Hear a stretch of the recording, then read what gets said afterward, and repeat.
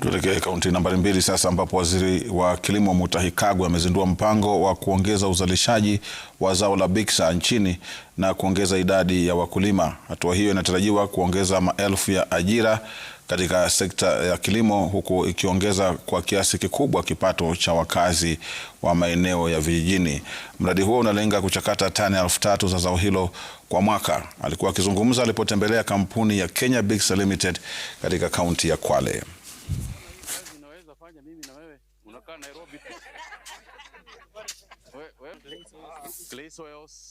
Hiyo sio mzuri. Ile kitu muhimu ni kuweka pesa mfuko wa mkulima. Mfuko wa mkulima. That's my job. Hiyo ndio kazi yangu.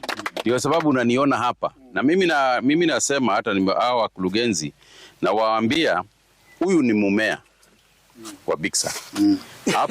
Hapo juu iko mmea wa sukari. Kwingineko iko mmea wa maembe. Si ndio? Na mambo kama hayo.